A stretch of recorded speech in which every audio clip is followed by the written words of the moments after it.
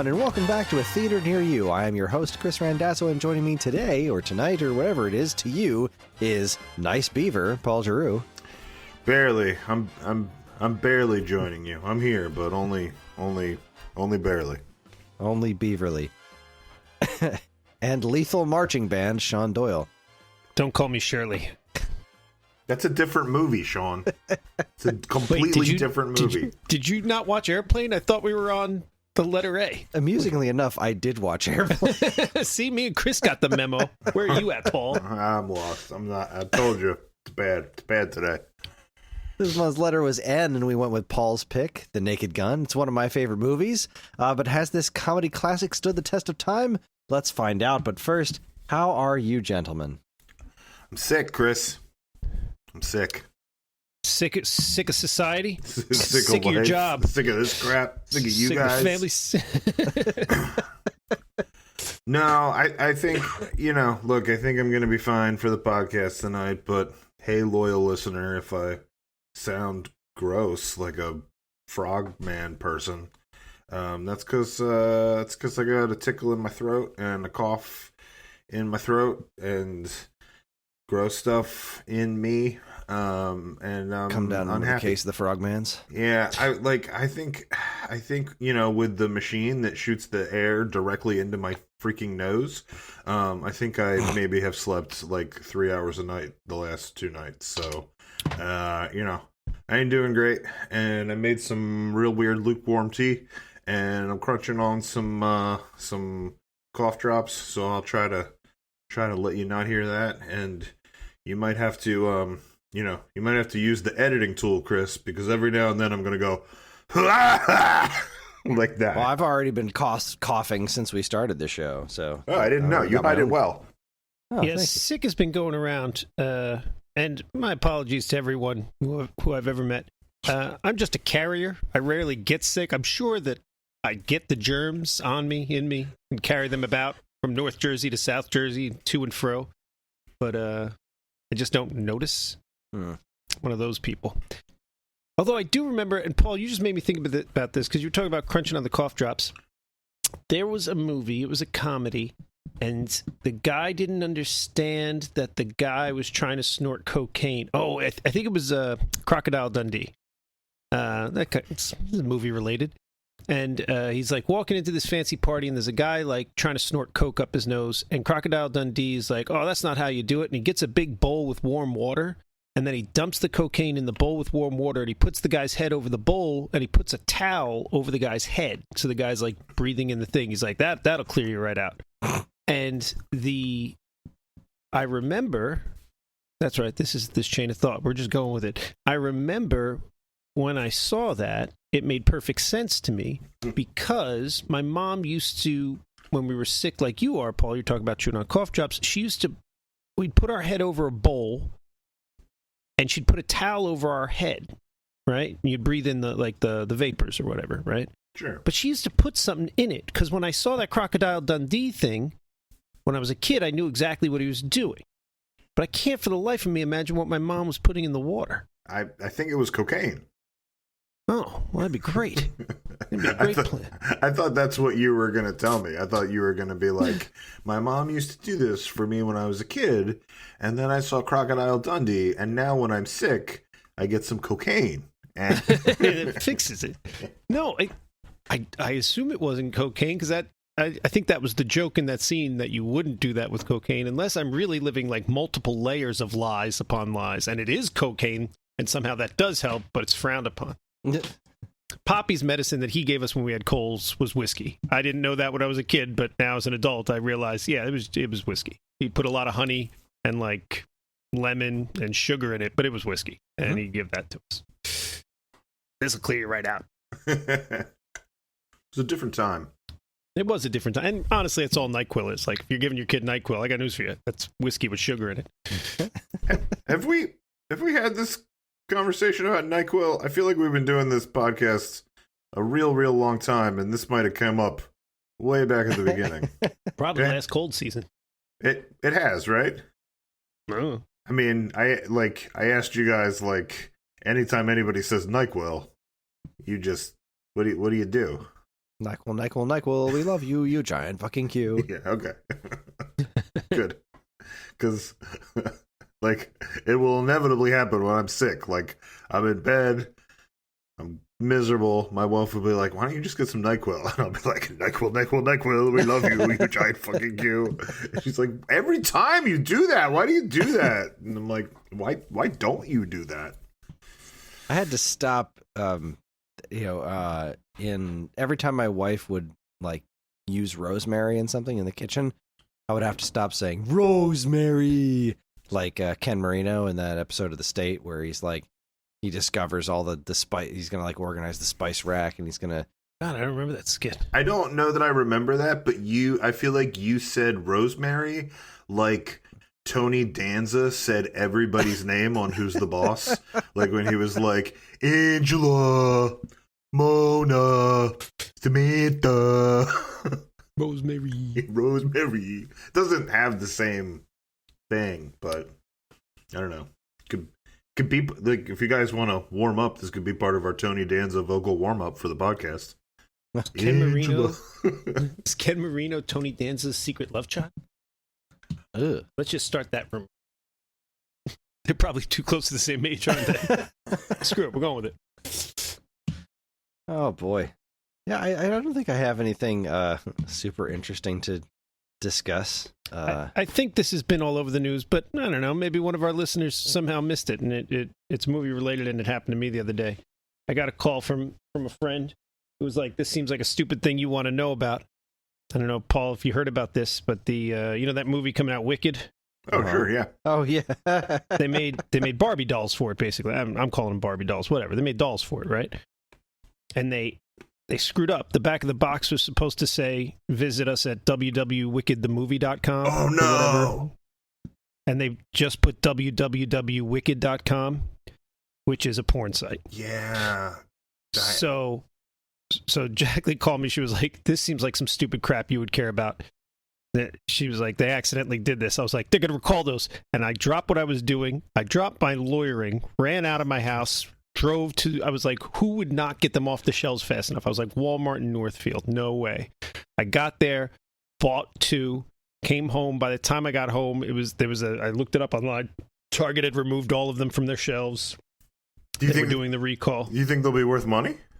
Well, people have them up on eBay right now for like $200-$300 a piece, but that's like that short term, like everyone's just trying to get in on it. I don't know. In the long term, really, the only thing that'll control it is how fast did they get off the shelf. If they had already sold 20 million of them and there's tons of them out there already, then no, they won't be worth any. They won't, they'll be worth $5 more than the regular one. But I don't know how many sold before they did that recall. So if legitimately most of them got sent back, then they'll maintain that higher price.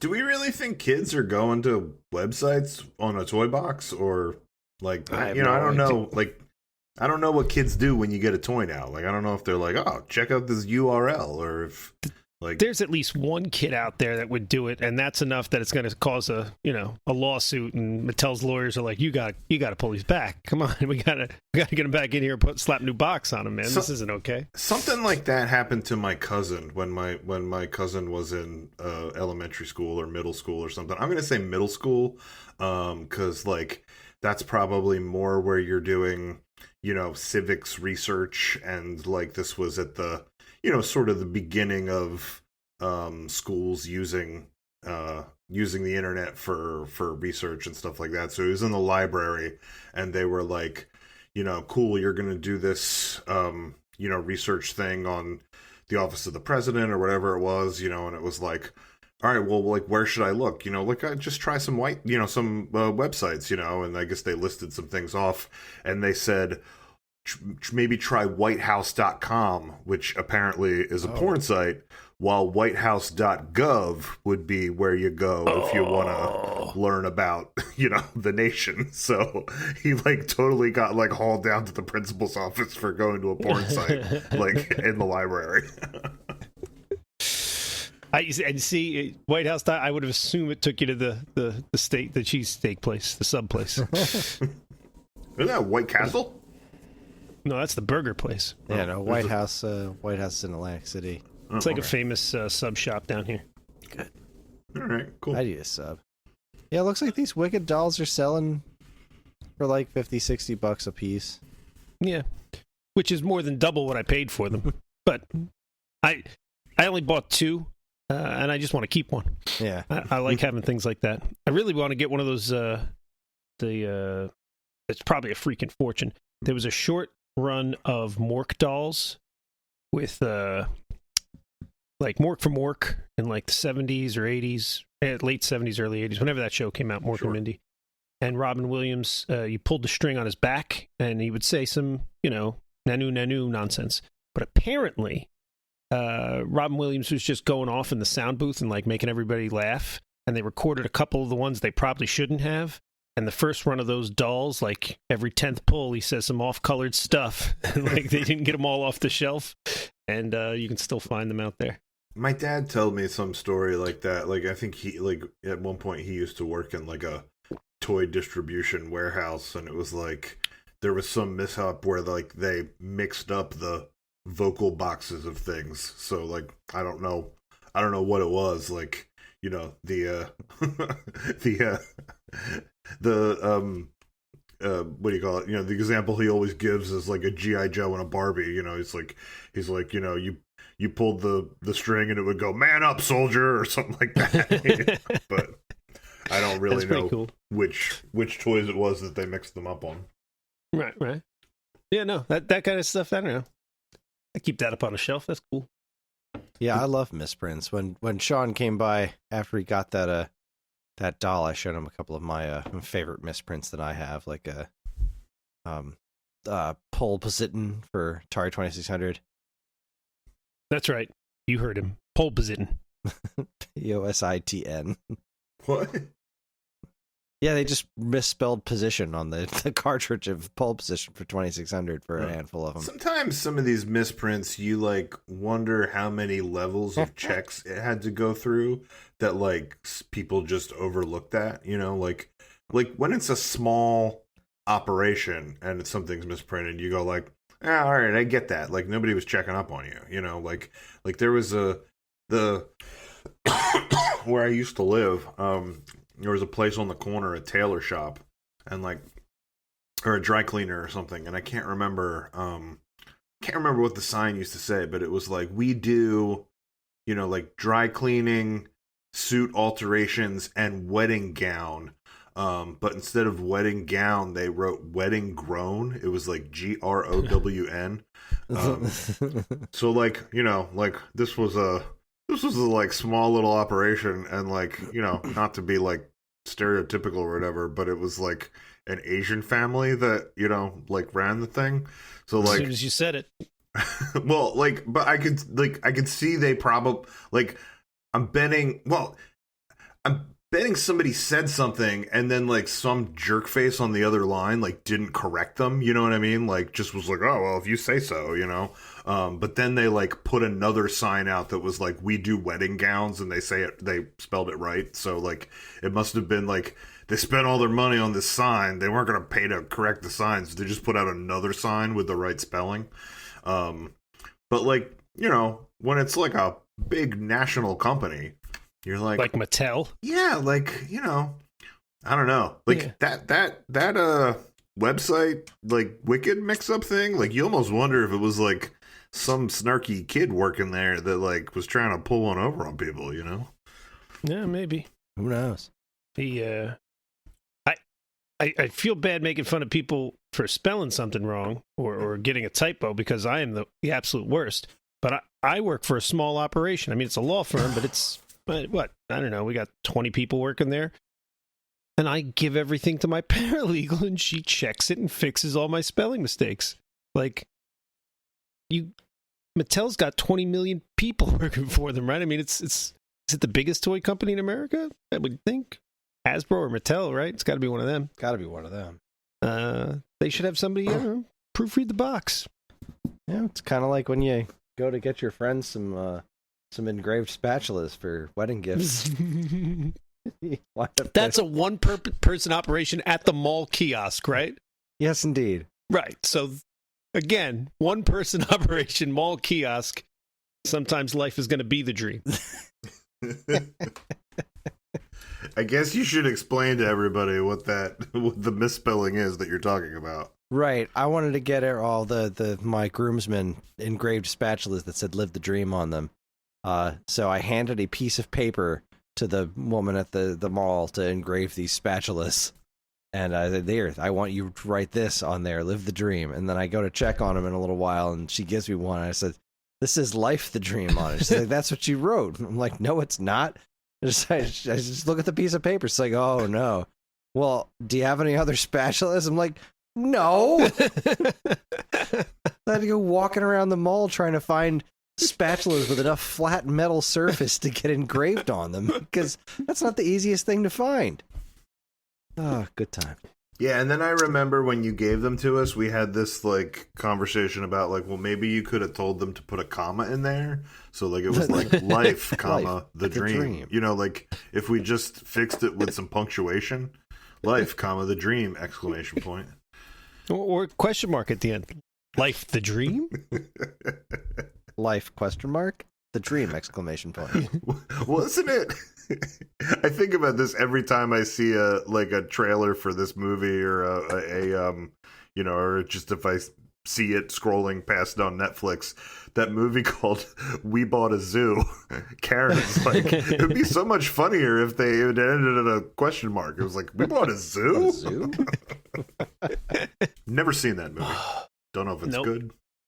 Could be great. Don't know if he surprised, like, he accidentally bought the zoo, bought it on purpose. Unless we pick that as our W movie, I'll never watch it. Well, know what I'm picking now. It's probably not terrible, but it's probably not great. It just doesn't fit into any genre that I care about. Sure. I feel the same way. It's probably why I haven't watched it. Do you want me to give you a movie related update? Sure, why not? Well, I'll say two things. I'll segue it this way. There's a show on Peacock. Have you been watching this show called Hysteria? Peacock, baby. That's a no. What? I've not heard of it. Is that a no from you, Sean? Yeah, no. Oh. Just you said Peacock, and I went to 30 Rock. What are you gonna say? Thriller? Okay. Yeah, I'm not finished it yet, so I can't really. I think I got 2 more episodes to go, but it's pretty amazing, and I was sort of steered towards it because I have a friend from college that worked on it, so they've been posting about it online, and I was like, oh, I want to check this out, and I got hooked immediately. And then, but one of the things that's really, doing it for me about this show is, he's not listed as a main cast member, but every time the credits roll, the first name after the credits is special guest star, which is weird because he's the special guest star in like 6 out of the 8 episodes. But Bruce Campbell is like a main character of this movie, or this show rather, and he is amazing in it. So I've already been on like a little bit of a Bruce Campbell kick because of the show, which I'm really enjoying. But then in our quest to find things for the whole family, all 3 of us to watch, me, Sherry, and Nate, like we often gravitate towards things we love that we think that he will like. And there's always that, balance of like, is he old enough for this? And then usually we just go, it's fine because like I'm a bad parent. But we were like, we tend to go for, horror, sci-fi, things like that, because that seems to be the stuff that he loves most. And, about a week or 2 ago, I was just like, I was looking through the shelf and I was like, no, we're doing this. Like, I'm picking, this is what we're doing. It's going to be great. And I was like, what are we doing? And I popped in Army of Darkness. And boy, oh boy, that was the most fun to watch him watch that movie.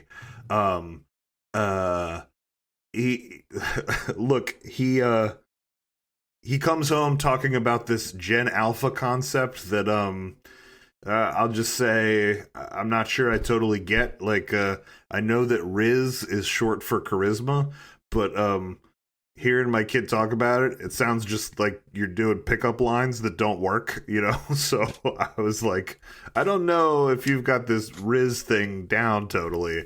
But he was laughing his ass off at the stuff that Bruce Campbell says in that movie. The whole, like, give me some sugar, baby, you know, like stuff like that. And I'm like, dude, is that Riz? And he's like, I don't know.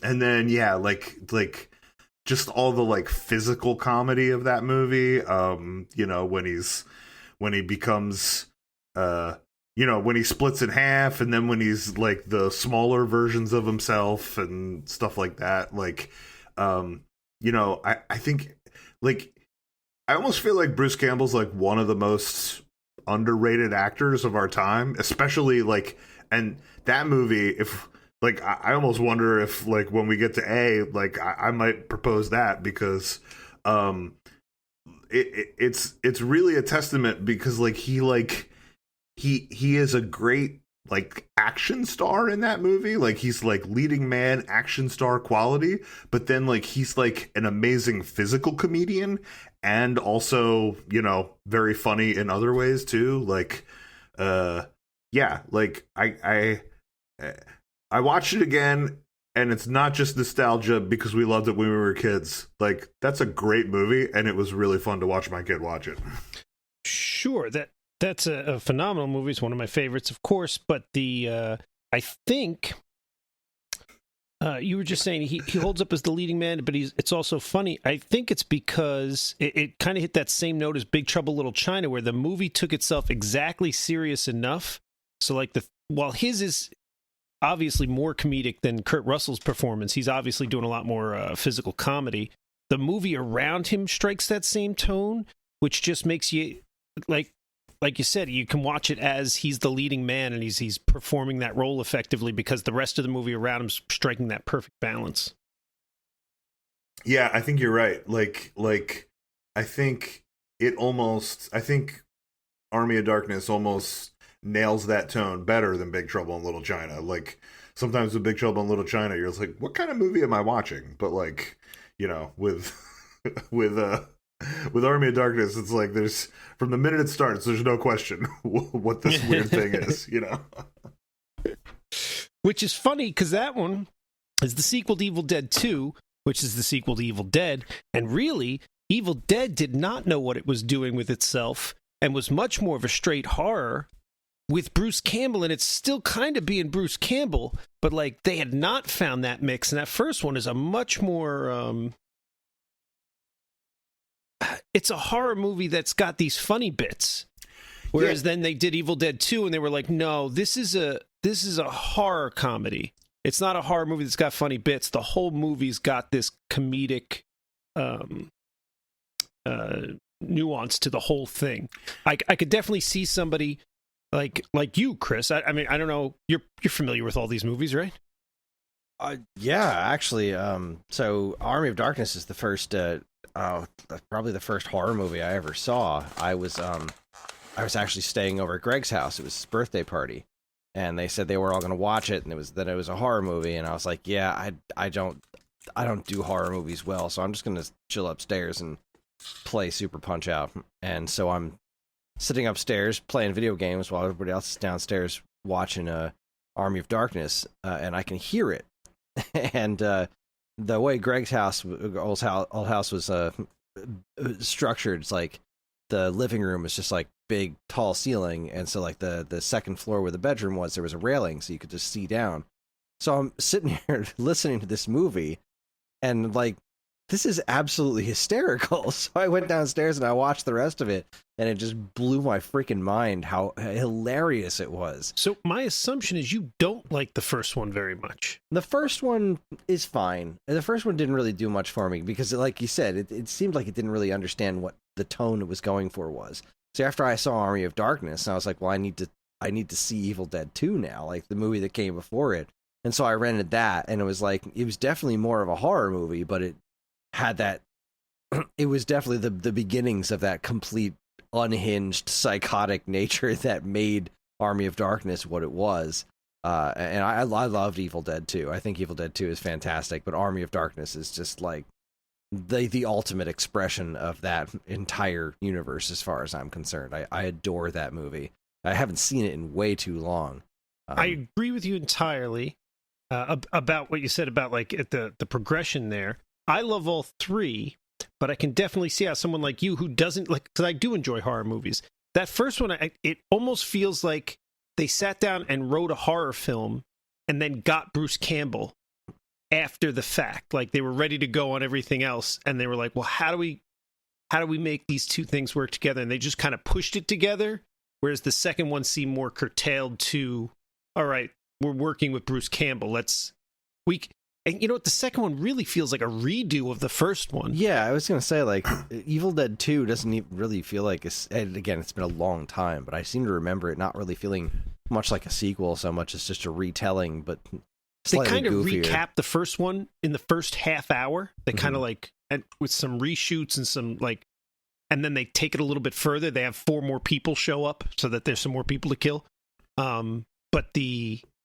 But yeah, it's almost like they got to the end, they put it up there, the first one, and they were like, we could do this better. Now that we know we're working with Bruce Campbell, what if we just kind of do it again, but better? And they do. I think Evil Dead 2 is more enjoyable.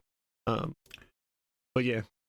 I would also say that I think Sam Raimi can't help himself but be a goofball. Like, I mean, we're chalking this up to Bruce Campbell, but I kind of feel like Sam Raimi has this. He just has this goofball nature in him to things that he does. Like even when he's doing, gross out horror stuff, I think he really sees the comedy and the specific timings of how to do weird stuff and make it goofy and weird.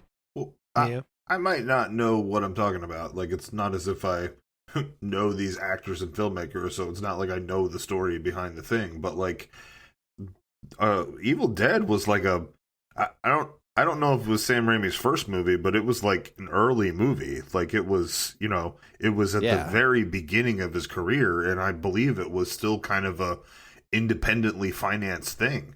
And like Bruce Campbell and Sam Raimi were friends. Like they were like, they I don't know that they grew up together, but they knew each other and were friends before the movie, So like I do kind of think that's why the second one is almost like a remake or a reboot of the first. It was like, hey, we made this movie. We didn't really know what we were doing. We learned a lot of things, and like, this was fun. Like, let's do another one. Let's just do, let's do it, but lean into the stuff that was funny, And it almost seems like if you look at it through that lens, you can sort of see the evolution of it, Yeah. He had done a bunch of stuff before Evil Dead, actually. Evil Dead was 81, and his first directing gig was it was a short called Out West from 1972.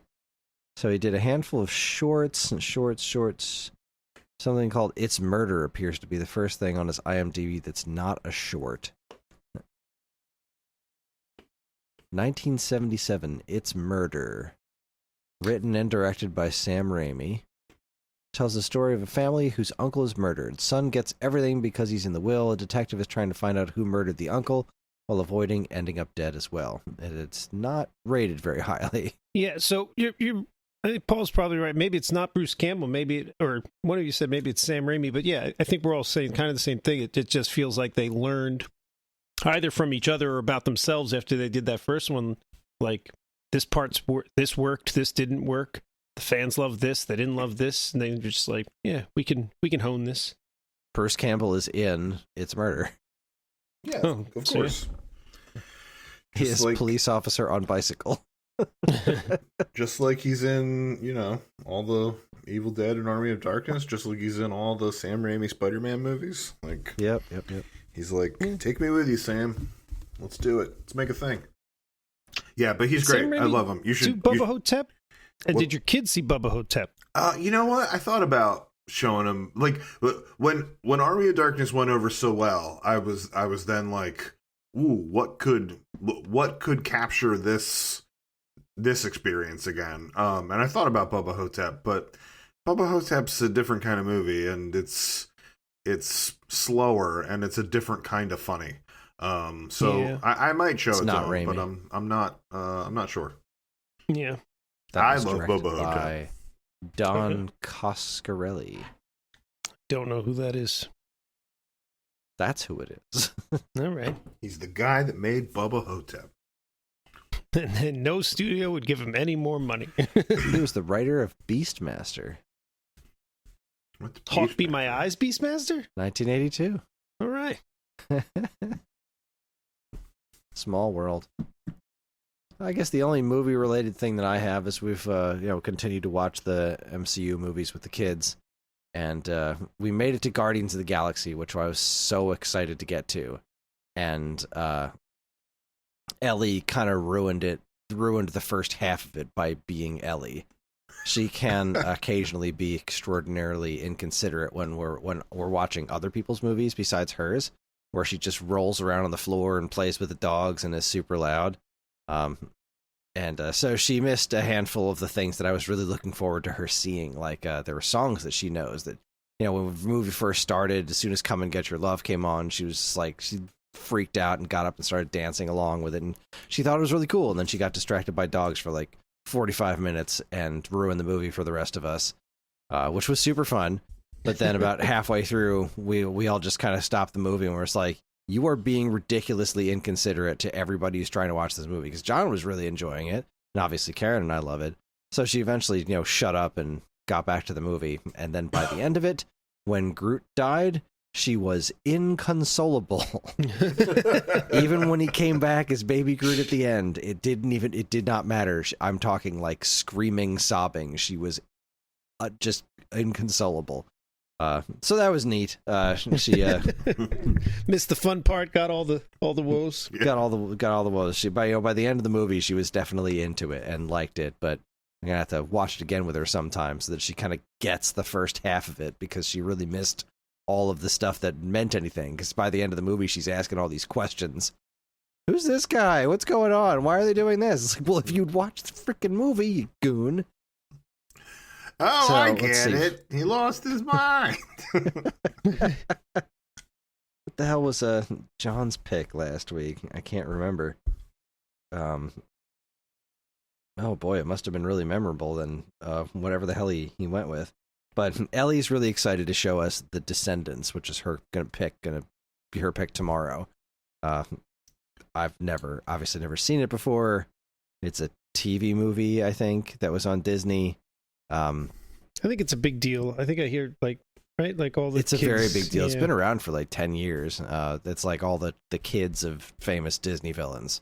They all go to school together or some nonsense. She's really excited to show it to us. So I'm tempted to just roll around on the floor and play with the dogs really loud while she's watching it. That Just to be like, sounds. see, this shit doesn't feel good, does it? That sounds stupid. That sounds like a stupid movie. I told you guys what you should watch, and it's called Hundreds of Beavers, but nobody wanted to listen. You did tell to me. us that. Yeah, You did tell us that. put it on your list. Hundreds of Beavers. Hundreds of beavers. Yeah. And I did also wind up watching Airplane.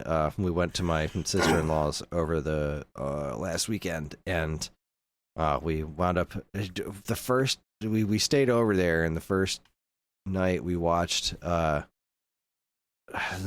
most of a documentary about Caddyshack, which was weird. Not that it was a weird production. It's just like, hey, let's put on this documentary about Caddyshack while we're all sitting around. It was just a very strange thing to put on. And then at some point, somebody turned on Airplane and just didn't stop it, because how can you? And that movie's just as funny now as it ever was. The movie's brilliant. Which is probably a pretty good segue into Naked Gun. I would agree. Indeed. We should probably start talking about The Naked Gun. So let's get the basics out of the way. The Naked Gun, from the Files of Police Squad, was released in theaters on December 2nd, 1988. It was distributed by Paramount Pictures and was directed by David Zucker, whose other directorial works include Kentucky Fried Movie, Basketball, which I did not know, and Airplane. The movie's writing credits are Jerry Zucker, Jim Abrams, Pat Proft, and director David Zucker. Jerry Zucker also wrote Airplane, Top Secret, and Kentucky Fried Movie. Jim Abrahams Worked as other writing credits include Airplane, Top Secret, as well as both theatrical Hot Shots movies. And Pat Prost's other works include the original Police Academy, Real Genius, and several of the Scary Movie films. The movie stars Leslie Nielsen, Priscilla Presley, Ricardo Montalban, and George Kennedy. It's a cop drama spoof that spun off from a short-lived TV series Police Squad about Lieutenant Frank Drebin meeting a beautiful woman and uncovering a sinister plot to assassinate the Queen of England with mind control. Karen, Greg, and I watched this at our house on my copy of the Blu-ray. I had a glass of chocolate milk, and we all ate delicious dessert that I made that had nothing to do with the movie. These little, you get a muffin cup, and you put one of those little sugar cookies on the bottom, like the little Pillsbury sugar cookies, and then you put an Oreo cookie on top of that, and then you fill the rest of the muffin cup with brownie batter, and you just bake that, and then it's delicious. I was really hoping you were going to say you deep fried it, but it still sounds pretty good. Deep frying is so much freaking work. I would love to deep fry more things, but then you gotta like deal with the oil and everything afterwards. It's so much work. Wait, you don't know about the oil? You just pour it down your drain. It goes away. At our age, I don't think you should be saying the phrase, I'd love to be deep frying more things. Just so you know, that totally came out of your mouth, and maybe that's not where we're at. Well, if I said that I was deep frying things all the time, but see, I'd love to, but I'm not going to. Yeah, I got you. But I would love to. Deep frying is amazing. You know what I think is funny? The Naked Gun? Oh, I do think that was funny. That you said that you watched it on your copy of your Blu-ray that you own, and then I'm going to say I watched it via nefarious means. Because that's how I watched it. And my whole family watched it. Sherry and Nate and I watched it. And that was also very fun to watch Nate watch this movie, which I'm sure I will talk more about as we discuss it. I don't know what we ate. We probably ate dinner while we watched it, but don't ask me what was for dinner. I think I had a chipwich for dessert, if that helps you. I got home late from work because work went stupid. That when I say work went stupid, I don't mean it went bad. It went fine. It just went stupid. So instead of getting home at a reasonable hour, I got home at like 9:30 at night. Unreasonable hour. So I didn't get here in time to watch with everybody else. So I watched it at home. I actually paid for it because I didn't feel like figuring out nefarious means. And I was just like, you know what? What does YouTube want? $2.99. They can have the $2.99. I can't deal with it. So I paid them $2.99 to watch it. I ate the Grand Slam from Denny's. On my way home, I grabbed the Grand Slam, and I sat there and ate my Grand Slam breakfast at like 9:30 at night and watched Naked Gun. That was a pretty good way to end the day. For being a stupid day, I ended it with a really stupid movie, but Naked Gun does the full circle. It's so stupid, it's good again. Yeah. So I also, I had said last time that I had not seen the 33 1/3, and I still have not. I did rewatch throughout the course of the day today 2.5, and I've recently rewatched Police Squad like a couple of months ago, and I rewatched episodes 1 and I think 6, the last episode, as well before jumping into this. And I can say that I adore Police Squad, and The Naked Gun 2.5 is exactly as not quite as good as the first one as I remember. It's still pretty dang funny, but you can kind of tell it's like, you mentioned stupid, right? And obviously, like it's stupid, but it's also really smart. The Naked Gun and Police Squad, and 2.5 is when it starts to really lean into just the stupid, more so than the really smart comedy that you really have to pay attention to follow, which is what I love about The Naked Gun and Airplane. It's just you really have to watch it, and it's kind of a funny story about Police Squad itself. Why it got canceled was because of that, which I think TV Guide called that the stupidest reason anyone has ever canceled a TV show. The network actually said that they canceled the show because people really had to watch it in order to get all of the comedy. Oh my God. Because it goes by so quick, and there's like all these different visual cues, and there was no laugh track. Yeah, there was no laugh track. I also watched some Police Squad, and I watched 2.5. I started 33 1/3, but I didn't finish it. And yeah, that show, the Police Squad show, is very much like the movie. The movie takes a lot of its jokes. It does, yeah. It reuses a lot of jokes from the TV show. But you know what? I'm the problematic American viewer here. Something I was going to say earlier, and I didn't say we were talking about what we were watching or whatever. I'm almost done with that show. I think I was talking about it last time. And I can't even think of the name of it. And I'm on season 3. Legion. I'm almost done with that show, Legion, which is pretty good. But what's taken me so long is that you actually have to watch it. It's not something that I can put on in the background while I'm working and think that I've watched it, right? So many things are, right? There's so many things I can, I love Night Court. I'm never going to say anything bad about Night Court. I can put Night Court on and do sit there and do most of my job. And that's just on in the background, and I can rewatch the episode and get the humor. I can't with Legion. So like, it's almost like a homework. It's like I have to not be doing something else. I have to sit there and pay attention. I do enjoy it. It's good, but it's taking me longer because I have to set aside time to do it. And I can see Police Squad being that way, because even knowing that I paid attention to this movie when I was a kid, rewatching it now, there's still bits that I never noticed before. The cheese on top of the fridge. This is the first time I noticed that too. Ever saw it, and it was so subtle. I had to stop it, rewind it, watch it again. I was like, I think it's moving. And then I looked it up online. I was like, is the cheese on top of the fridge moving? And there was somebody online. They were like, yeah, never noticed this before. The cheese is moving. This is just a random thing to have in the background. So yeah, I can see. It's not a good reason to cancel a show, but I can see why they were like, we're not getting the viewership because people have to stop what they're doing to watch this show. It's not background. Well, we're also talking about what, like 1987 or 86, 87. Background TV wasn't as much of a thing. Sure. That's true. That's true.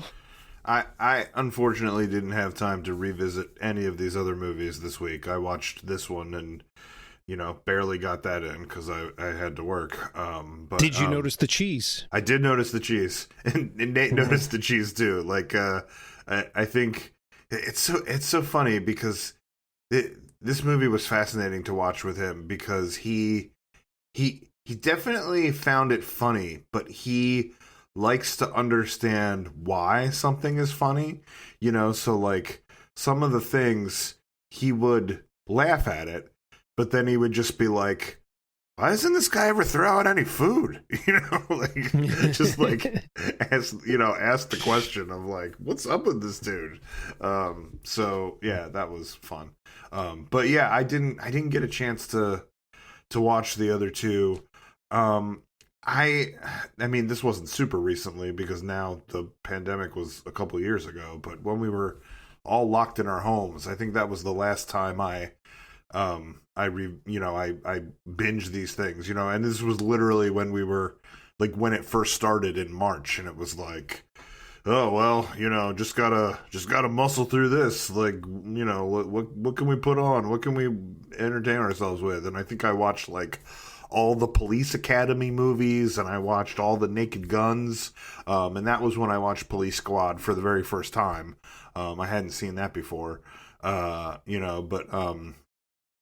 if you had asked me when that started, like, hey, how many Police Academy movies do you think you can watch in 1 week? Like, I certainly wouldn't have said all of them, the Police Squad stuff's pretty fresh in my mind from when I watched it back then. Was the Police Squad show first and then this movie came out? Yes. Okay. After it got canceled, they decided they really believed in it, so they tried to make it into a movie, which they said actually worked out way better for them because of the widescreen format. They could do more of the visual gags that they couldn't really do on television. because of the smaller aspect ratio. Yeah, thank God. Thank God they did that. Yeah, I think it's interesting comparing Police Squad to Naked Gun, because like I think in some ways Naked Gun was more successful because they had to shape it into a story. They had to really no matter how satirical and farcical they wanted it to be, they had to have a plot that you invested in for an hour and a half, and I mean the Police Squad ones did too, but I feel like sometimes the plot was real scarce, and it was about it was about being a parody, with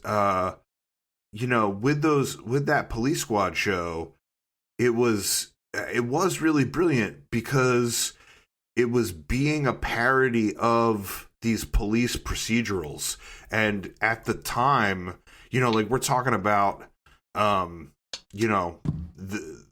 time when Law and Order wasn't the thing that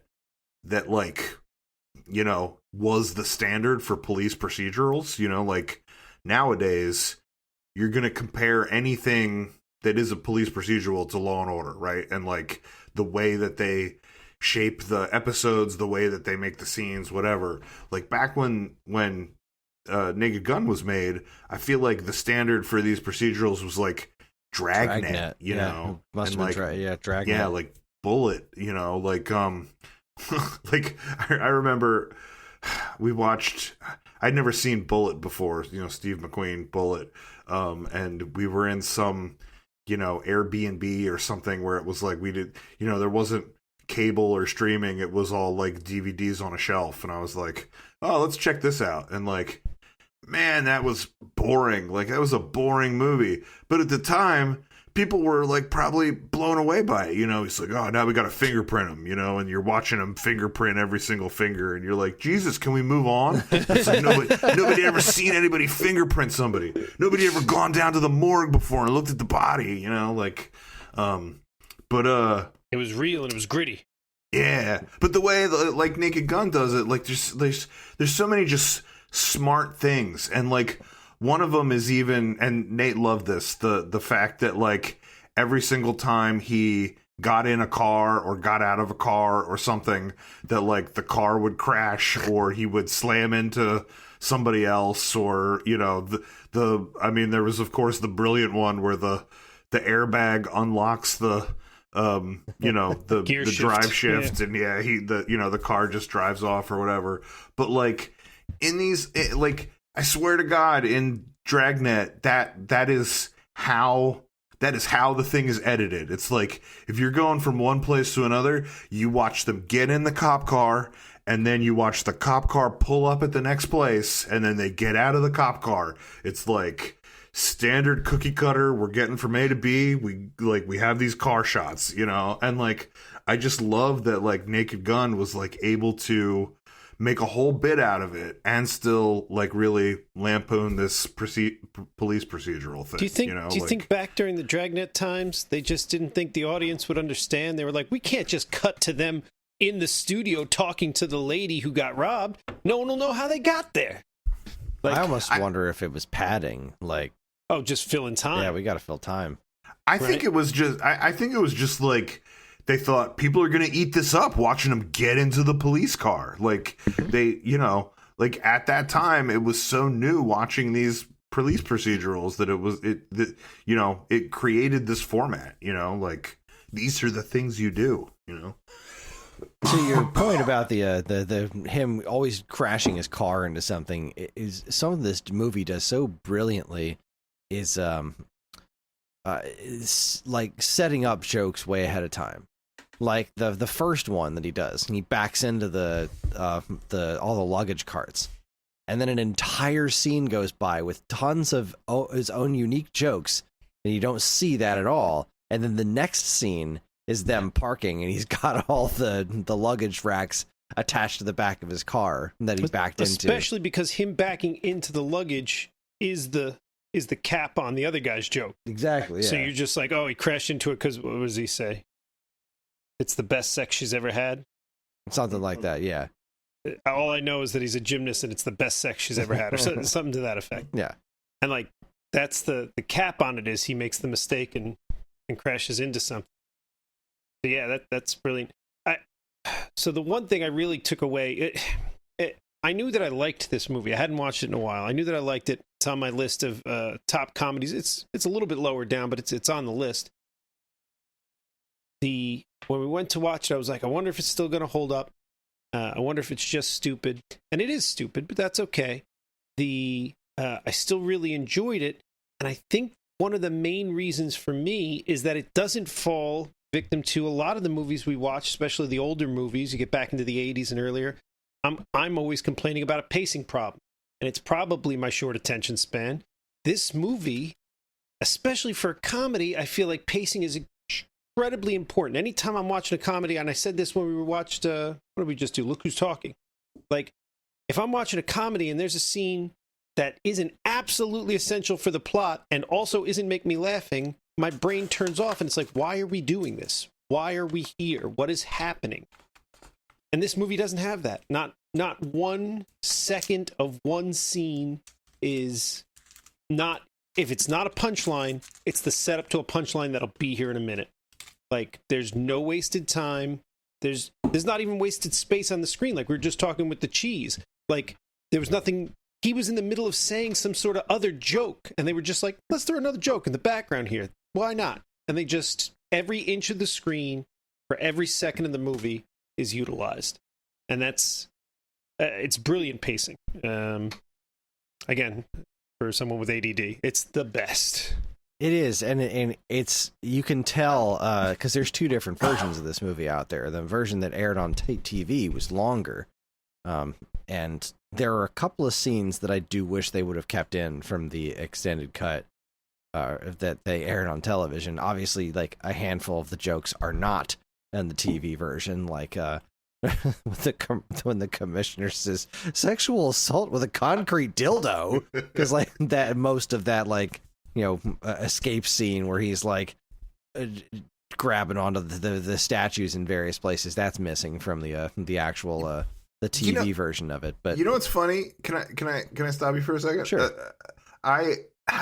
So, you know, again, I watched this movie with my kid, you know, and I didn't even stop to think, should I do this or not? I was just like, nah, we're watching this, you know. And it's so funny because, you know, I think probably only things that I felt like were, you know, questionable for somebody his age was like they do the safe sex bit, you know, and then when they condoms. when they cut to them having sex, they're in giant condoms rolling around on the bed, which is funny. And then the scene where he climbs out on the ledge and all of the statues are anatomically correct and he's, you know, feeling the boobs as he goes, and then that woman leans out the window and he feels her boobs, and, you know, the whole thing you just described where it culminates in the mayor going, you know, sexual assault with a concrete dildo. I actually felt like the only thing that was objectionable, like, you know, that I was worried about my kid hearing was the line and not really the scene, you know, because like it wasn't malicious or sexist, you know, it was like, it was, you know, comedy of errors that like he thought it was this, you know, he thought it was a statue when it was a real person, you know, each time. Like it was super specific timing that at the moment you're then reaching for the next statue, you know, that's when the woman comes out the window. And like even culminating in like that, you know, he breaks the statue's penis off and he's disoriented and he stumbles in the window. It didn't really feel super off color because the actor isn't playing that he's doing anything malicious. The actor is playing that, like, he's disoriented and confused, you know? So then, like, you know, it was really just the line after that I would have censored, and I wouldn't have censored the actual scene. You know, I don't know what that says about me, but it doesn't feel like Zapped, where everything feels real rapey. Right. Yeah. Like, There was nothing. There's no intent behind anything that's happened here. It's just, you know, like I said, it's happenstance. It's stumbling into something that looks bad but isn't, and the viewer knows that it looks bad. But because we were following Frank Drebin this whole time, we know it looks bad, but it isn't bad. His intent isn't bad, so we don't put that in there. yeah, I guess you said it better than me, Sean. I feel like we've watched a lot of 80s movies where then we go like, ooh, that's not cool. That's not cool now. Meatballs, you know, was a little rapey. Yeah, and I feel like this was... I feel like the comedy held up in this, you know, that it was you know, it was risque, but like it was done right, you know. Yeah. So the I forget what the point I was making was before about the two different versions of it, but there was it was about the pacing, right? So there are a couple of scenes in the extended TV cut that I think would have been fine to leave in, especially one at the very end. I remember seeing this as a kid, and we had the VHS copy of it, and again, my parents clearly didn't have any problem with me with the whole... I didn't know what sexual assault or the concrete dildo was, and I had no idea what the full body condoms were. I just thought they were funny. But at the very end of the movie, where he's having that shootout with Ricardo Montalban at in the stadium, he's like, before he hits him with the cuffling dart, his like chest piece is inflated. And then, like, a shot later, it's completely deflated. And I remember my sister and I noticing that as kids, being like, that's weird. I don't understand what's going on there. What happened? There's a whole scene in the TV version where he shoots at him and it hits the chest piece. And they have this like, kind of dramatic scene while the chest piece is making a constant fart noise. It's really funny. Oh, that's amazing. And you see it deflate and everything before it ultimately leads to that shot where he takes a shot at Ricardo Montalban and knocks him off the building. But that one scene in particular, I've always wondered why they took that one out, because it's pretty funny.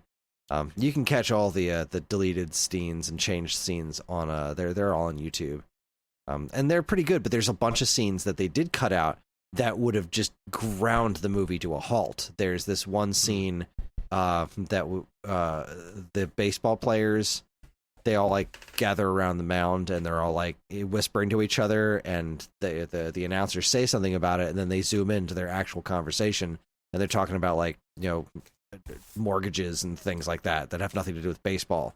And it goes on for like a minute, and it's like, this isn't funny at all. Like, I'm glad this got cut because this isn't in any way funny, but at the same token, like, this was included in the TV version of it. So anybody who saw this the first time on TV saw that scene and watched the movie just absolutely grind to a halt. And there's a handful of scenes that were like that. So this movie was really, really tightly edited for its theatrical release. And maybe in like one or two instances, I'm drawing a blank on the other ones, that it might have been actually... Oh, the other one was pretty funny. The scene where he's bribing the guy and they're going back and forth, that was a thing that was pulled directly out of Police Squad. But when he's doing that scene's actually a little bit longer. There's a I forget the wording of it, but he says, you creep, you're just like your father, and he's just like, my father's dead. He's like, oh, I didn't know that. He's like, well, maybe this will refresh your memory. He's like, oh yeah, he is dead. Fantastic. It was a great scene. I could have used a little bit more out of that. Yeah, it was just a few extra seconds that they cut out of it that I didn't think they needed to. But yeah, they were really careful with how they edited this, and I really appreciate that. And that I harp on pacing some more. That might be why the stupid works, because for as stupid as a lot of the jokes are, and is even juvenile, right? I mean, this is real. Some of it's slapstick. I mean, this is not highbrow comedy. But when you've got that right pacing down, where it's just it's fast paced. It's not overly fast paced, but it's just got this nice even flow where it's constant.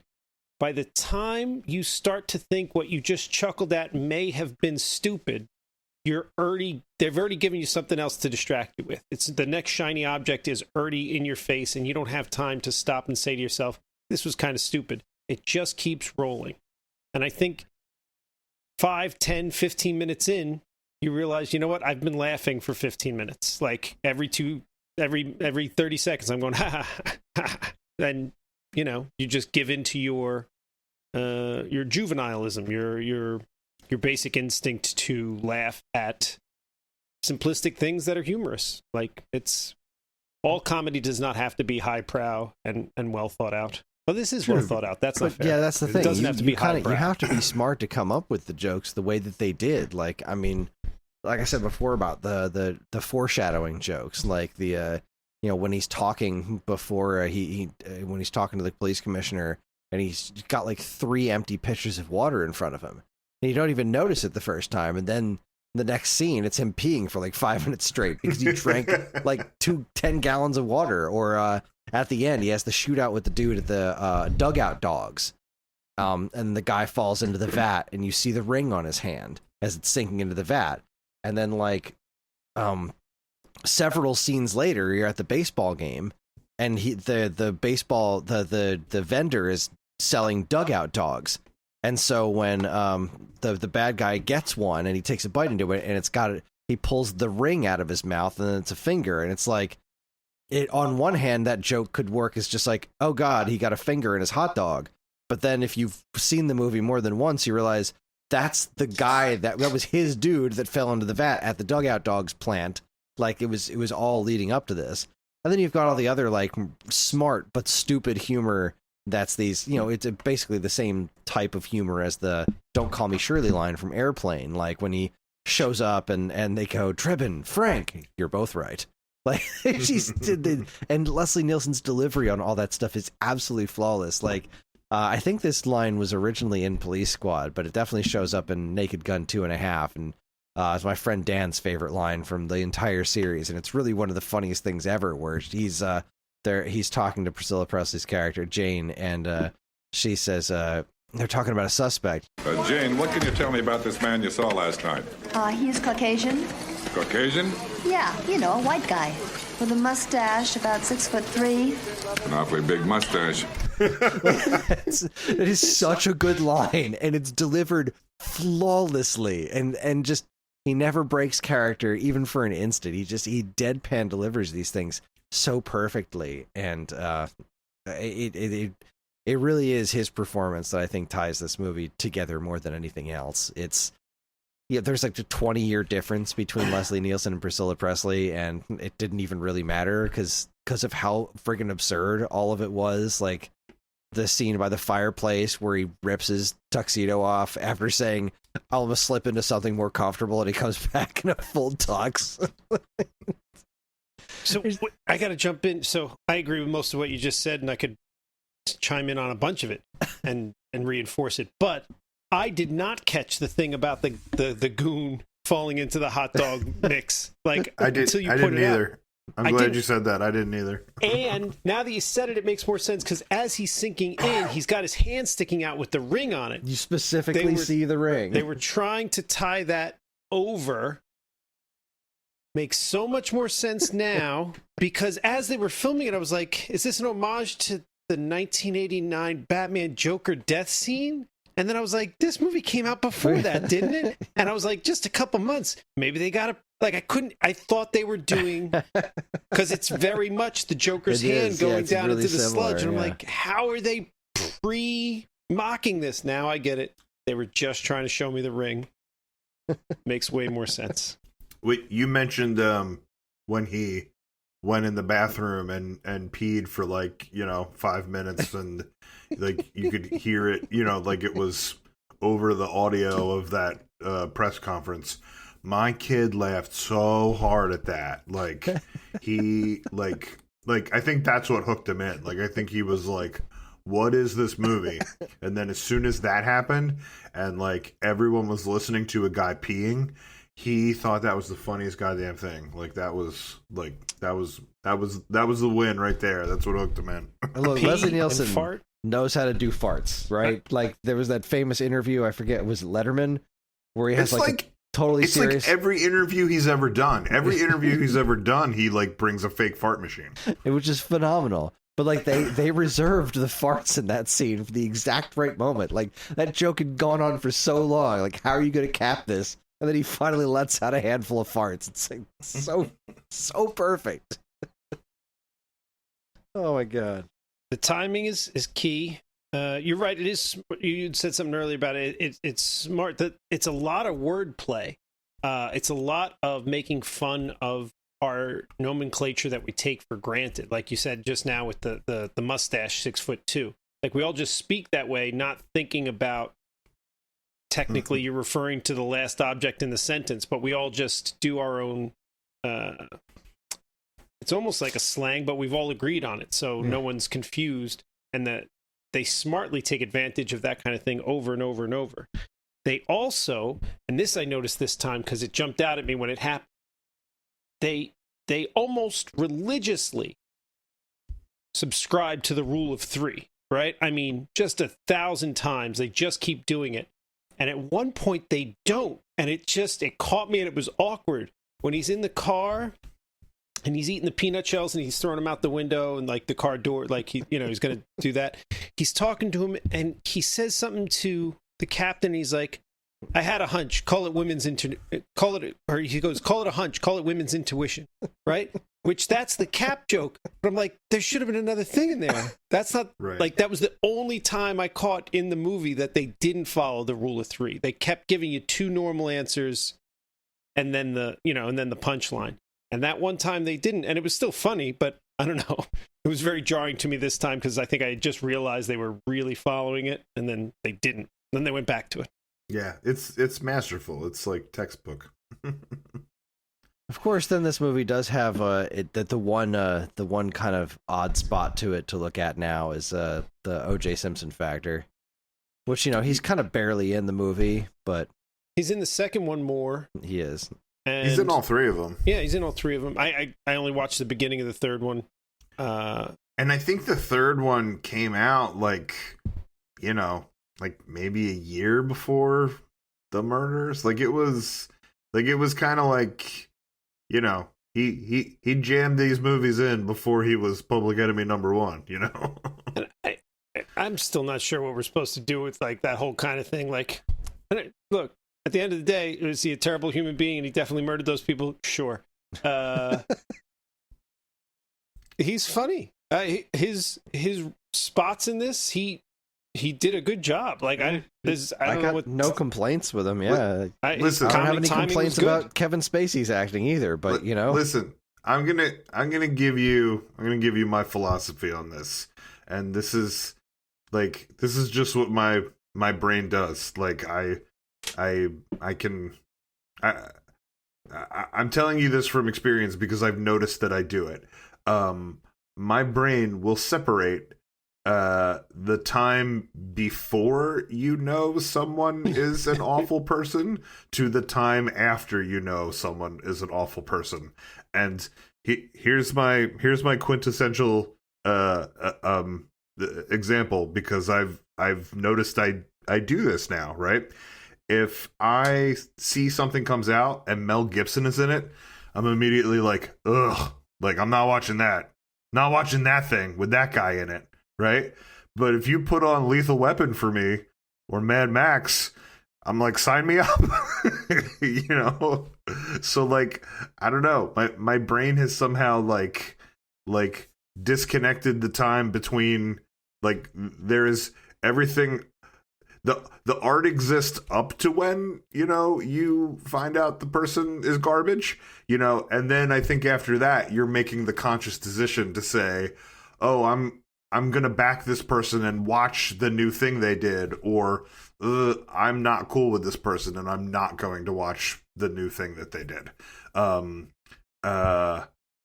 mean, like, I don't know. I think that could be like of anything, of music, of movies. Like, I think with all of it, it's like, I think I've heard people talk about those all the time with like Michael Jackson or something like that. But like, he ain't making new music, so we can't we can't know what we would do.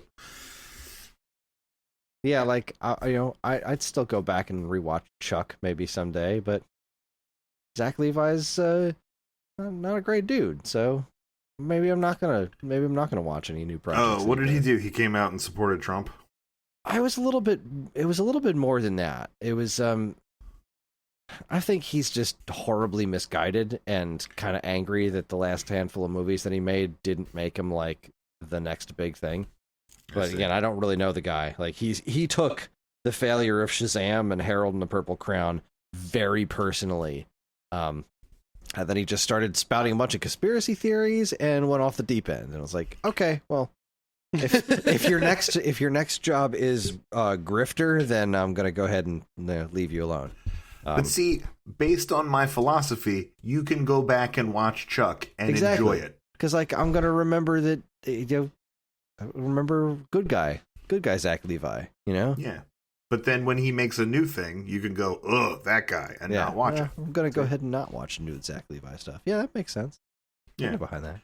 But outside of O.J. Simpson, I don't think there was anything else in here. Like there was the bit in the very, very beginning that like you have to understand what was happening in the late 80s to understand who all those people were. But you know what you do, but at the same time, they caricatured them up so much that really they could just stand in for any generic, Iranian leader, any generic, I don't know. They were such caricatures of themselves that I think they transcend knowing the specific 80s reference. There was I didn't know the one guy. Gorbachev birthmark on his head. That's pretty much the only thing that you can't. That's so specific. That one's pretty specific. Him, yeah. But other than that, you're talking about that first scene. Yeah. I actually thought that was hilarious because I thought it was so over the top that you sort of can't be offended by it. That it's like. Yeah, that there's such caricatures, that it's like that it's almost like it's almost the same thing as America World Police, where it's like America, fuck yeah, it was. I thought it was laughable parody of. 100% agree. Guy. It's hysterical. I just meant like. It's you get more out of it if you know who those people are supposed to be. Right, we more meant it on a dating level. Like, is the movie dating itself and the joke's not landing because it's out of time? Lots of movies fall prey to that. They were funny at the time, and then the second one does that a lot. The second one has a lot of George Bush humor in it. Right. So then you need to be of that time to get the joke. So all those people were from that time. I didn't know who the one was supposed to be. I knew who most of them were supposed to be. But again, they were just with the name tag. Hello, my name is Yasser. They were just such caricatures that, like, I feel like even if you didn't know, who the one guy was, it's like, well, he's clearly an Iranian leader, and they're making fun of, Iran's leadership. If you didn't know the specifics. It didn't really matter. And you just think about, in retrospect, you think about the absolute absurdity of the beginning of this movie. He broke up with his girlfriend or wife and went on vacation to Beirut to clear his head, and then came back on the same plane as Weird Al Yankovic. Oh, that was great. And didn't kill any of the bad guys, just beat them up, and then jumped out the window. It was like, basically, it was like, America, fuck yeah. Don't let me catch you guys in America. Kick your ass again. It's like, what? It's great. It's great. Brilliant. Yeah. Listen, I adore this movie. I will say this about O.J. Simpson. I don't know if we're done talking about O.J. Simpson or not, but I'll say this.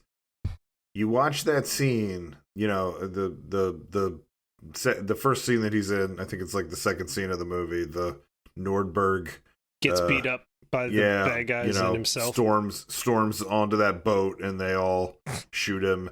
And then, when like they pump him full of bullets, and then it's like he does that, like, you just won't die routine where he like, first he like leans against the door that's painted white and he's like, and then he like puts his hand on the hot stove and he's like, like I don't know if that was a rule. Birthday cake. There's there's a bear trap on the ground. Yeah, I think that was more than 3 things, Sean, but like it was definitely a room full of things where he keeps stumbling onto them and then he falls overboard on the boat, right?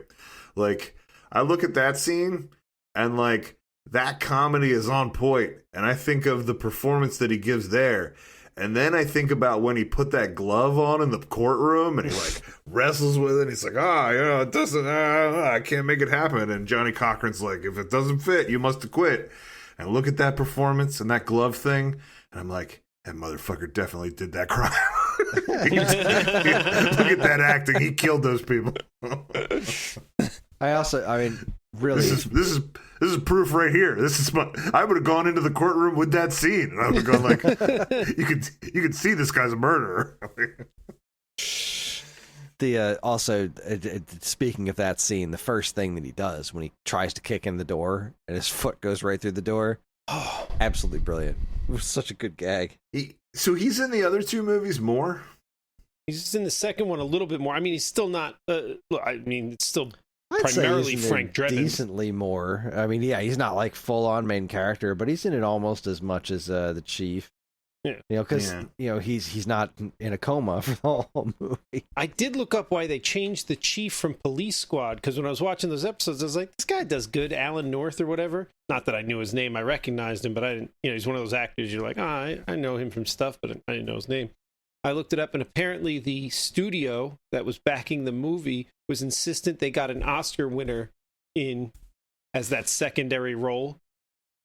And like, I kind of get that, because another thing that makes this comedy work is the fact that everybody's playing it so straight. It's not a lot of and not to attack anybody I would say next, but it's not Jim Carrey, it's not John Candy, it's not somebody who's being zany, right? Everybody's playing it really straight and dry. So I get wanting to have an actor with gravitas, but I thought Alan North did fine. Not that the guy they got didn't do good. He did great too. But yeah, George Kennedy, I think. Yeah, that sounds right. He's great. And the other one, Nordberg. The character was Norberg.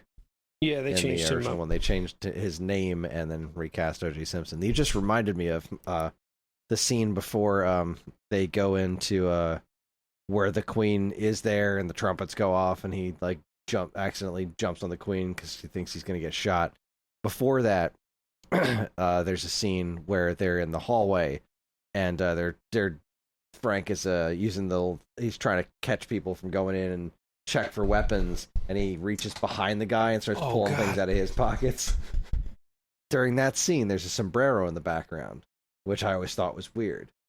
It's a deleted scene from right before that. The super tall guy, I never remember his name. Alan? Either way, the super tall guy, he's like, you're not in uniform.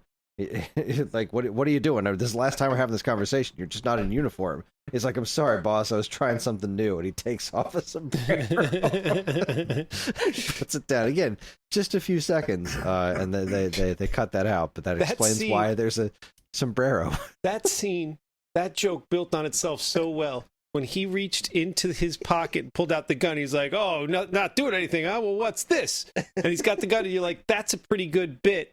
And you're starting to laugh about it. And then he goes back in, and he pulls out the wallet, and he's like, he's got a picture of your wife. Ethel. And then he knocks him out, and you think that's the bit, but then they take it to the next level, and Trevin's like, all right, who else here is sleeping with his wife? Just... And then as George Kennedy starts to put together, like piece together what happened. Like you see it in his face, and they move on to the next scene. Just that whole scene is brilliant. This whole freaking movie is brilliant. The baseball bit at the end, I swear to God, I never, when we go to the, like, Ellie's been cheerleading, right? So we go to these sporting events with her cheerleading. Every time I hear the national anthem, every single time since I was a kid, I always hear the Frank Drebin rendition. It's always what I hear in my head. And that entire baseball thing is so freaking funny, where they're showing the bloopers where the guy's head comes off. The look on the announcer, the one announcer's laughing, and the other one really looks like, He's just mortified. I can't go home. My life is different now. All the way through to like at the very end where he takes off the mask and then everyone says he sees it's Frank Drebin, except the one guy in the audience goes, "It's Enrico Palazzo." It's so good. It's so good. Oh my god, I love that scene. It was really funny watching that scene with Greg too, because Greg hadn't seen this movie since he was a kid. So that baseball scene in particular made him laugh really hard, and that made me really happy. The guy who yells it's Enrico Palazzo is the neighbor from Pee Wee Herman Really? in Pee Wee's Big Adventure. It's the only thing I know that guy from. But I think he did something else. There's also a really weird scene that I'll never understand what the joke is, but it's hilarious. When he is taking Jane by force, like at gunpoint, up the stairs in the stadium, and like the first shot is him like with actually her, and then the second shot she's just clearly a dummy, and he's just swinging her all over the place. I don't know why it's hilarious, and I don't understand why they did it. Like, what was the point other than this is just weird and goofy? But that was the scene that's always stuck out as me. It's just expressly bizarre. Why is that a thing? I again, if I had to guess, I really feel like they were trying to use every square inch. They were just like, well, what's this 4 seconds? What are we doing here? Is it a joke? No. Is it building to a joke? No. Then cram something in there, even if it's just moving cheese. Put something there. Yeah.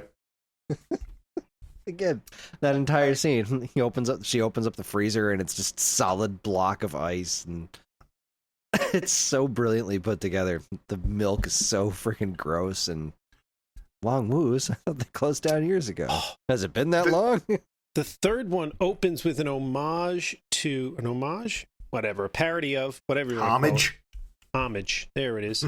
A homage to the scene from Untouchables with the baby carriage going down the steps.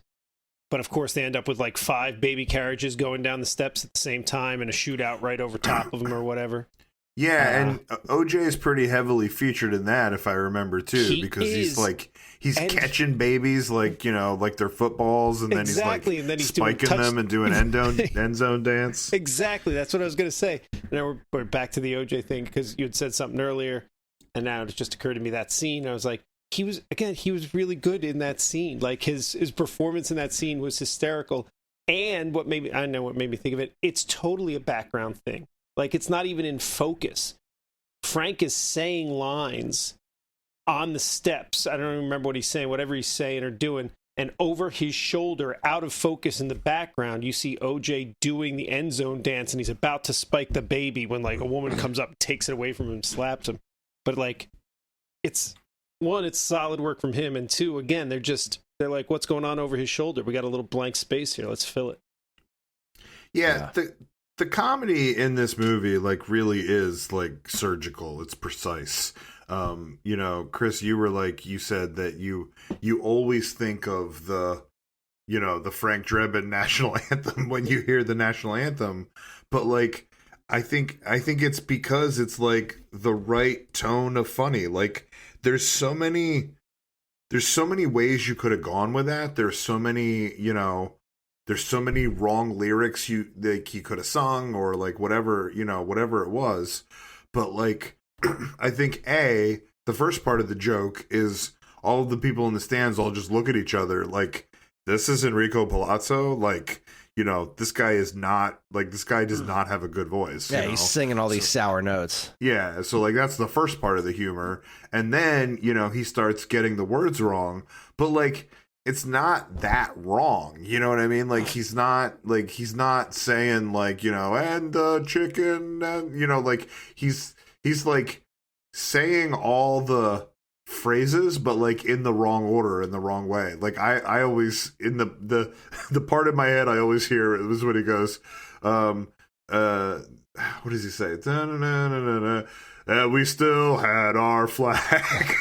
And I'm like, I don't know why that one part is funny to me, but it's like, I like it when he says lots of bombs in the air. Yeah. Yeah, that was it. Gabe proved through the night that we still had a flag. It's close enough that it seems like somebody trying who doesn't know the words. It's not. Yeah. Yeah, if they'd gone with chicken, it would have just been stupid. Right. Maybe they would have crossed that line. Yeah. The comedy, it's perfect. They nailed it. Everything about it, they nailed. And you know what? I haven't watched Airplane in a while, but it makes me want to go back and rewatch that because I know that I do like that. I know I have that one ranked much higher, right? And it's very similar in nature as far as like high speed. Again, lots of clever wordplay, good pacing. What is it? The same writer, same director? Same director, and yeah, it's the same writer and director. Right, and you just got the same main character basically, or at least he's one of the main characters in the other one. I just remember liking that one more. So now I enjoyed this so much. I'm anxious to go back and rewatch that. It's difficult for me to say because I have more of a nostalgic connection to this one because I saw this one earlier than I did Airplane. I didn't see Airplane. I didn't, not until I was an adult, but I saw Airplane when I was younger, but it was like, this one was one of the movies we had on VHS, and then I remember renting Airplane once after seeing it with my cousins, and I was like, well, this is hilarious too. I personally think this one's a bit funnier. I mean, she's with the pen and the fish, like, God, it's just so much good. And then like he shakes his hand at the end, and he's just dripping water all over his desk because again, just perfect physical comedy. It's scenes later when he finds that fish. Yeah, like when I just watched it now, I was like, wasn't there a part where he like pulled the fish out and he was confused, and it happened like 3 or 4 scenes later when Pap Schmear comes in. Again, that was a joke. They were just like, let's throw in another joke, right? Like, I don't know, let's just make this guy's name funny. Screw it. We got 4 seconds of space here. Magnificent. Well, I could talk about this movie all night, but I think we've said everything that's important. Does anybody else have anything they need to discuss? No, this one's a definite thumbs up. I have one more thing to say, and it's gonna blow your mind. Paul's giving it a thumbs down. Thinks everyone should avoid the movie. No, thumbs up all the way. But it's something related, adjacent, not necessarily from the movie, but adjacent to the movie. So, while I was watching it, I picked up my phone and searched something on my phone because I'm staring at the woman that played the mayor, and I'm like, where do I know this woman from? So from, Google and IMDb, I figured out that, obviously she's much younger in this, but, 20 years later or whatever, she was Tony Soprano's mom in The Sopranos. So I was like, that was bothering me until I figured it out. And I was like, oh, okay, that's where I know her from. But when I looked it up, I went on IMDb, and at first I was confused because I clicked on the wrong Naked Gun. So they are making a new one. It's in post-production. It's I don't know if you want to call it a reboot or a sequel. It looks like the character in it is Frank Drebin Jr. But the thing that is, there's a whole lot of this. There's a whole story to this. Go on. The thing that really confused me about it, and why I was like, I couldn't figure out what I was looking at when I looked at the page, is Frank Drebin Jr. is played by Liam Neeson. So like, you look at Leslie Nielsen's name next to Liam Neeson's name, and at first you're like, you do a confused double take. Then I looked at the rest of the cast, and it's like Pamela Anderson, and I don't know. Because then I was like, wait, Pamela Anderson's in this movie? But Pamela Anderson is in the reboot or remake or whatever that's coming out in 2025. I thought she was dead. Just so you know, there is a new Naked Gun movie coming out that has Liam Neeson in it and Pamela Anderson, and it looks like it is directed by one of those guys from The Lonely Island that made that movie Popstar. So this has been in production. Like, there's been a fourth Naked Gun movie in the works for a very, very long time. I think back in 2013, there was the first pass at this that was going to be Ed Helms was be playing Frank Drebin Jr., and it was written by Ben Garrett and Tom Lennon. And then that script, I think, is what's been floating around and been kind of touched up and changed for the past, like, decade or so. With Seth MacFarlane got involved for a while, and I think that's where the Liam Neeson thing came from. I'm not 100% sure if it's supposed to be... I don't know if Liam Neeson's supposed to still be his kid, or it's supposed to just be a reboot and he's going to be regular Frank Drebin, because that's kind of up in the air. But the history of this sequel thing, there was originally going to be a fourth one that I think the Zuckers intentionally tried to kill because they thought it was going to be bad. So they were like, we just need to make this not happen. And that's what kind of inadvertently led to a good script that they liked to do a newer version with. It's a pretty wild ride. Look, if anyone's going to replace Leslie Nielsen, I feel like Liam Neeson's a pretty good call for that, but it's gotta be really funny. Like it's gotta be the right kind of funny. Because I would say I can't think off the top of my head of Liam Neeson comedy, but then again, that's probably the correct choice then. Because Leslie Nielsen didn't used to do comedy. Leslie Nielsen started out doing serious roles. And like we said earlier, or like I said earlier, a lot of the comedy works because everybody's taking that dry. They're not comedians. They're not Jim Carrey. They're not John Candy. They are straight manning it. Everybody in this movie is the straight man. I think the answer to that question is if when you watch, Seth MacFarlane's, I don't remember if it's Ted or Ted 2, but where Liam Neeson comes in and asks if tricks are really for kids and if the police are going to track him down for buying some tricks. Then I guess you'll buy into him as Frank Drebin Jr. Yeah, I mean, like, I don't think anyone will ever replace Leslie Nielsen in my heart, but yeah, nobody knew what a brilliant comic actor or how brilliant he could be in these type of roles until he did Airplane, I do worry a bit about the humor. I mean, obviously, because like I said, I love this movie and I love Police Squad, and I think that after this movie, the second one took a big step towards just stupid instead of smart stupid. That's the way I feel about the scary movies as well. Scary movie films, I feel the same way about them. There's twinges of that genius, but like stuff like this and Airplane, that brand of comedy is not the easiest thing to come by. I think the closest thing I've seen to it really since these movies was that show Angie Tribeca. Was really funny and it was really right up this alley, so it's nice to know that at least this kind of comedy can still be done. It's just not easy to do. So I really hope that if they do follow through with this new Naked Gun movie, that they actually pull it off. just like the Short Circuit reboot that they've been floating around. What? Yeah, they've been talking about that for a number of years. They're making a new Short Circuit. You better get it right. I want to play the Indian guy this time. Poor Fisher Stevens. It's about as appropriate.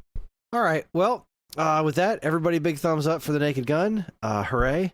And it's time for us to vote on our next movies. So I'm ready when you guys are. Who wants to go first? Green Leader standing by.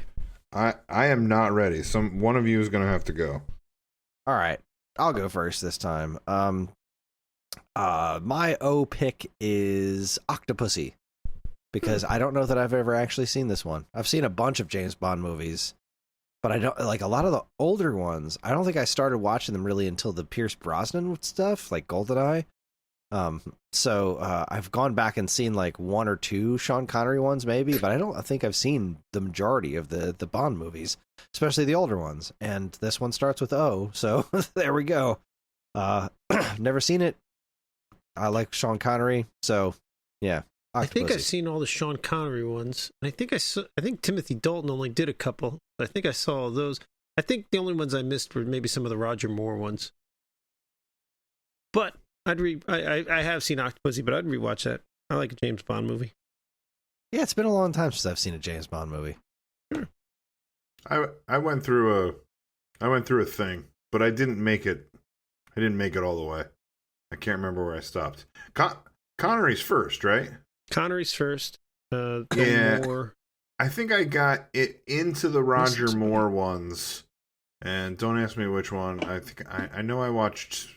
I think Diamonds Are Forever. I think somebody did like one movie, and I can't think of who that guy was. And then Lazenby. That's it. Lazenby. Yeah. And then you got Dalton, and then two Timothy Brosnan, Dalton ones. Yeah. and then Daniel Craig.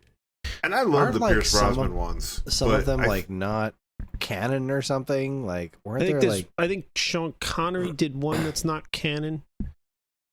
Oh yeah, wasn't it that like the what was it? The character went into the public domain or something, and somebody made a sort of privately.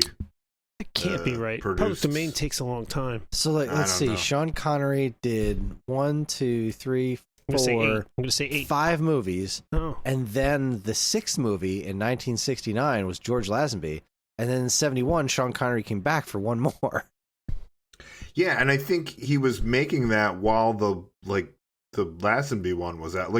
Like he was essentially there was essentially 2 James Bond movies in production at the same time, and it was because somebody wanted to make one and bring Connery back, but it wasn't the production company that had been making them. I'm not quite sure how any of that was legal, but I think that's the story. Utterly fantastic. All right, well that's my pick. Who's next? I go. This is we've done some funny, and I usually bring crap to the table. So I figured I'd switch it up. I don't think I've ever seen this movie. It's on my list of things to watch. Who knows? When I start watching it, I might be like, oh yeah, I have seen this, but I don't think so. Once Upon a Time in America. It's supposed to be a really good crime movie. It's got what is it? James Woods and Robert De Niro and Joe Pesci. It's one of those ones that's like, I don't know. Everybody says it's a great movie. You don't know unless you watch it. To jump back, apparently 1967 and 1983 were 2 non-Eon films. I'm not entirely sure what that means, but there were 2 James Bond films. I think Eon's the production company that made James Bond films. Gotcha. So there was Casino Royale in 1967, which apparently the newer one was kind of a remake of that, and then Never Say Never Again in 1983, which was a Sean Connery one, directed by Irvin Kershner, which is a non-Eon Bond film. Mm-hmm. Well, and to be clear, some of these Bond films were James Bond books. Right. Like Casino Royale was a book, and they made it into that first movie, and then, it's not necessarily that they remade that first movie. They wanted to make the book, the way they wanted to tell that story. But right, yeah. That was 1967, and so was You Only Live Twice. So that was a year where 2 Bond movies came out in the same year. That's bananas. Okay. Yeah. I've never seen Once Upon a Time in the West, but that sounds... No, or in was America. it Once Upon a Time in America? Yeah. Well, whatever. Haven't seen either of them, but yeah. Once Upon a Time in America. That sounds interesting to me. My pick, the reason I wasn't ready is because I didn't know what this movie's called. I had to find it.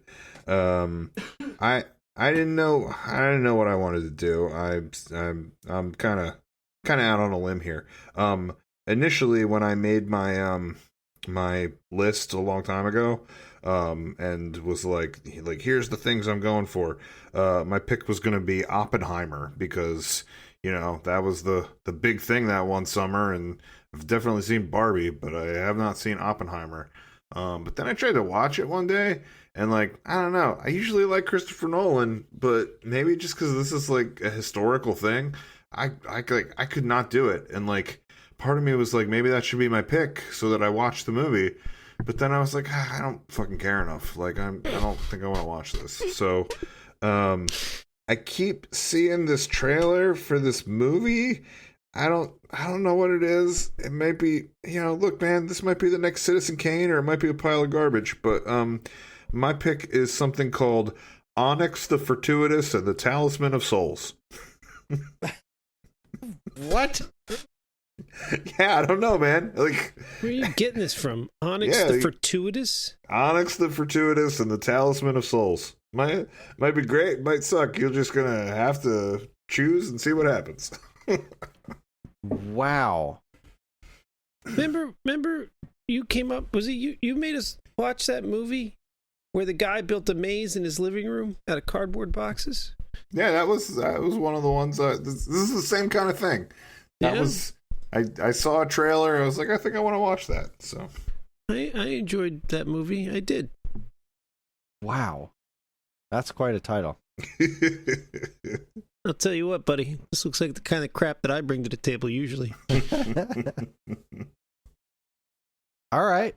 Well, let's see where we land. All right. Gold leader standing by.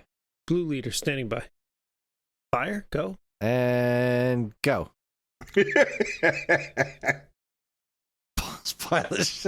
All right. Well, there we have it. We will be watching Onyx the Fortuitous and the Talisman of Souls. What is wrong with the two of you? What's wrong with you? You should both know if you put a shitty movie in front of me, that's the one I'm going to pick. Like, it's not... Chris is like, let's watch this decent movie. I'm like, let's watch this decent movie. Paul's like, I got a pile of shit over here. I'm like, yeah, let's do it. Greg's immediate response was question mark.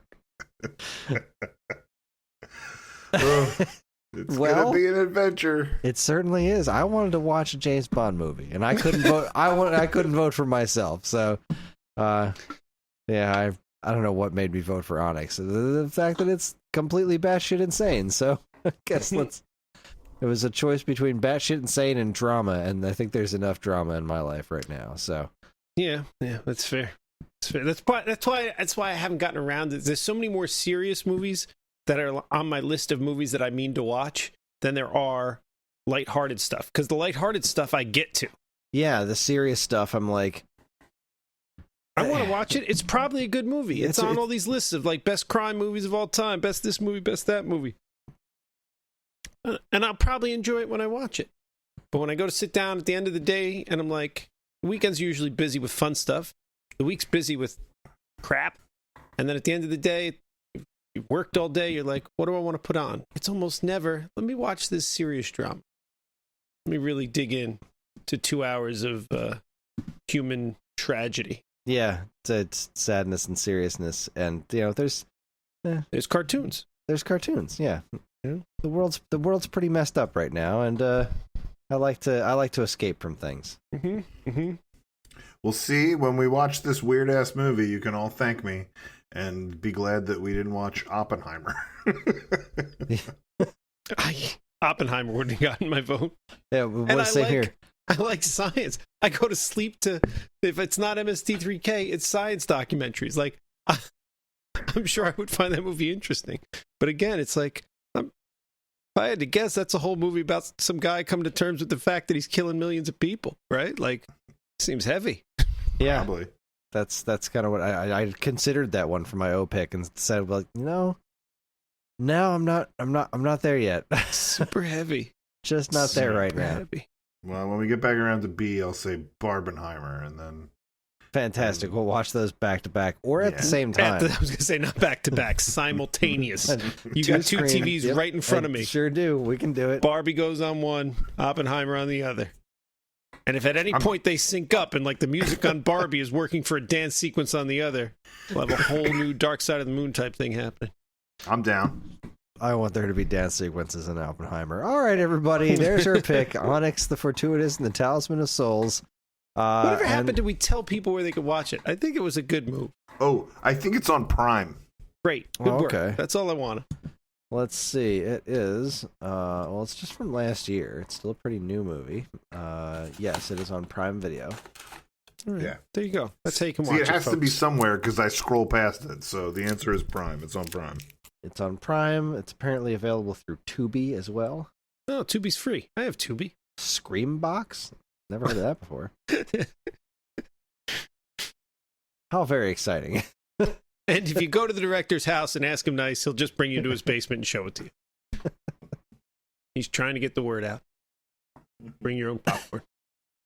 I'm looking at the cast and I don't recognize anybody. That's kind of awesome. All right. Well, Theater Near You is part of the Geekade Podcast Network, and if you'd like to get in touch with us to share your comments, movie suggestions, or whatever, you can send us an email at mail@geekade.com. We can also be found on most social media outlets and the official Geekade Discord server, all of which can be found in our show notes. If you'd like early access to this podcast and several others in the Geekade Podcast Network, check out the Geekade Patreon, linked in the show notes. It helps keep this show running and our site shiny and clean. Thanks for listening, and we'll see you next time in a theater near you. It's horrible. My father died that way. Who's not too shy, and I can tell